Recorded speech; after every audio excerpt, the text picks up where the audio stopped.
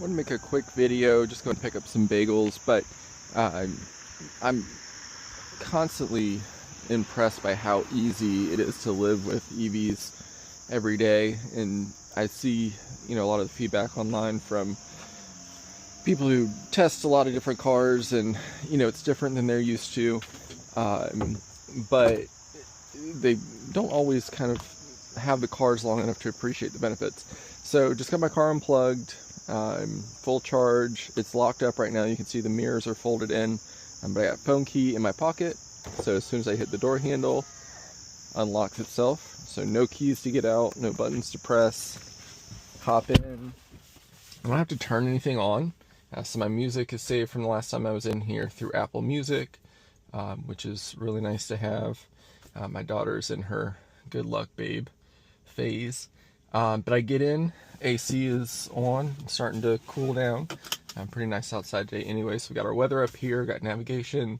I know where I'm going, so I probably won't plug a address in, but yeah, not a whole lot to do, very easy to work with. I'm in easy entry mode, so I'm sitting back, have plenty of space to get in. As soon as I touch the brake pedal, my seat and steering wheel will move into position.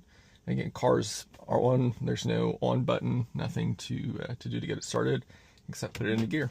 So I pop it down into drive, and we'll get going. So I do still have a gas-powered car. You can see the Range Rover parked down in the street. It's probably going to be sold soon, because it just doesn't get driven, because anytime I'm going out to run errands, it's so easy to drive one of the EVs. There just isn't a lot of reason to drive one of the gas cars, and they're just so much fun. I mean, this is the slowest vehicle Tesla makes. It's a standard range rear-wheel drive Model 3. The acceleration on this is as good as or better than I think pretty much any other car I've owned. A lot of fun to drive. It's pretty light, a lot of weight down low, so enjoy driving it. I'm not going over the speed limit, but it is fun to pull away quickly from stoplights. And you can see the camera-based vision system is going here, so keeping track of other vehicles. So you can see the car parked on the road up there. So it does give you that sense that it's watching out for things around you. I have been alerted to people crossing the road at night well before I could see them, which is nice. It's hard to ignore the feedback about having a system that's purely camera-based. So I like that the Rivian has some actual radar sensors, especially for parking. But in most situations, the cameras work pretty well. I wouldn't do self-driving on a city street. I'm not sure I feel comfortable with that at this point. But the lane centering on the highway is, as good as anything I've driven. Much better than, Hondas and Fords, things like that I've been in. All right, so pulling in here at the bagel place. Pretty busy on a Saturday morning, but we've got a spot right up front. I'm gonna back in just to make it easy on myself. One thing, if you drive Teslas very often, you'll get pretty good at backing in. Just because you typically have to back into chargers, but with the multiple camera views on the back and the side, really not too hard. It's not an especially big car anyway.